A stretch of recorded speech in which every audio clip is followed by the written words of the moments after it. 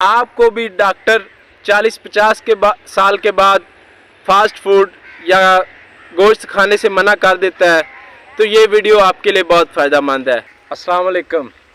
कल लाहौर में दूध उतारने गए एक शॉप पर, तो वहाँ एक शॉपकीपर ने जब मेरे साथ दूध उतरवाया तो मैं हैरान रह गया। उसकी उम्र 50 से 60 साल के करीब थी और दूध वो बिल्कुल ऐसे उठा रहा था कि जैसे नौजवान होते हैं। मैंने उससे उसकी सेहत का राज पूछा तो उसने मुझसे एक वाक़या शेयर किया। वाक़या बड़ा इंटरेस्टिंग था, मैंने सोचा आपसे भी शेयर कर दूं। वैसे तो मुझे भी 5 साल हो गए हैं, रोज़ाना की बेस पे हम होटलिंग करते हैं। हमारा काम ही ऐसा है, डेली बेस पे लाहौर जाना होता है, फिर वहाँ पे होटलिंग लाजमी है। एक टाइम का खाना बाहर से खाना होता है। अगर कभी कभार घर छुट्टी कर लें तो वो भी किसी फंक्शन की वजह से करते हैं, या कभी दोस्तों के पास जाना होता है, या कभी शादियों पे जाना होता है। अल्हम्दुलिल्लाह, अल्लाह का शुक्र है कि बग़ैर दवाइयों के निज़ाम चल रहा है। दवाई वगैरह नहीं ली। हमारा खाने का एक मेथड है। मैं खाने का अपना मेथड ऐसे रखता था कि होटल से खा लेता हूँ, घर जब भी आते हैं तो दूध, दही और जूस, फ्रेश जूस वो मैं ज़्यादा इस्तेमाल करता हूँ, जिसकी वजह से अल्हम्दुलिल्लाह सेहत फिट है। लेकिन फिर भी मेरा वज़न 8 से 10 किलो बढ़ चुका है। तो जब मैंने उनसे उसकी सेहत का राज पूछा तो उन्होंने जो वाक़या शेयर किया ना, वो बड़ा कमाल का था। वो वाक़या आपसे शेयर करना चाहता हूँ। अगर उस पर आप अमल कर लेंगे तो आप अपना पैसा भी बचा सकते हैं, अपनी सेहत भी बचा सकते हैं। मैंने तो तैयार कर लिया है, वादा किया है कि आज से उस अमल पर, उस 2 चीज़ों पर अमल करना है जो मुझे बाबा जी ने बताई हैं। अगर आप भी अमल करेंगे तो आप भी अपनी सेहत और अपना पैसा दोनों बचा सकते हैं। वाक़या कुछ यूँ है कि एक आदमी जा रहा था तो उसने देखा कि एक बुज़ुर्ग जिनकी उम्र तकरीबन 80 से अबव थी, वो गोश्त खाई जा रहे थे।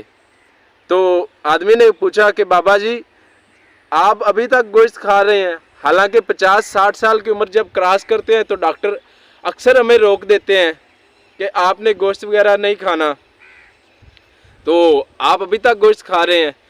तो उस बाबा जी ने इस बंदे को ये बताया कि पुत्र, 2 चीज़ें हैं, अगर इस पर अमल कर लोगे तो सारी उम्र गोश्त खाते रहो, कुछ नहीं होगा। उसने कहा कौन सी? बाबा जी ने कहा कि बेटा, 2 चीज़ें ये हैं कि एक चीज़ जो नंबर 1 पे है वो है कि बेटा कलिया नहीं खाना, और दूसरा पेट भर के नहीं खाना। अब कलिया नहीं खाने का मकसद या मतलब वो आपको पता है, आप समझ चुके हैं कि कलिया नहीं खाने का मतलब ये है कि रसूल अकरम सल्लल्लाहु अलैहि वसल्लम का भी फरमाने वाली शान है कि जब भी आप खाना पकाएं तो अपने हमसायों को अपने खाने में ज़रूर शरीक क्या करें, शोरबा थोड़ा ज़्यादा कर लिया करें, अपने हमसायों को भी खाना भेजा करें। इसका दूसरा मतलब ये है कि आपने कलिया नहीं खाना, आपने अपने बहन भाइयों का हक नहीं खाना, आपने किसी गरीब का हक नहीं खाना, आपने अपनी बहनों के हक पर कलिया नहीं बैठ जाना, अपने बहन भाइयों को अपना हक देना है, अपनी औलाद को उनका हक देना है। ये आपने अमल ज़रूर करना है। और उसके बाद दूसरा जो अमल है वो है पेट भर के नहीं खाना। हमेशा जब भी खाना खाएं पेट भर के ना खाएं, अपनी भूख रख के खाएं।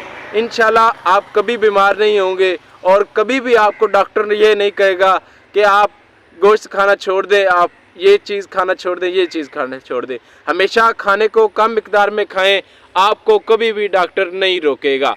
तीसरी चीज़ जो मैं अपने ऐड करना चाहूँगा, जो मैं पहले भी यूज़ करता हूँ, इस पर अमल भी करता हूँ, तीसरी चीज़ ये है कि आपने खाने के साथ पानी का इस्तेमाल बिल्कुल नहीं करना। ज़्यादा मर्ज़ ज़्यादा है तो आपने सिर्फ 1-2 घूंट का इस्तेमाल करना है, इससे ज़्यादा आपने खाने के साथ पानी नहीं लेना। खाने से पहले 1 घंटा ले लें या खाने के 2 घंटे बाद पानी ले लें, तो इंशाल्लाह आपकी सेहत भी बची रहेगी और आपका पैसा भी महफूज रहेगा। रोज़ाना की बुनियाद पर वर्जिश ज़रूर क्या करें।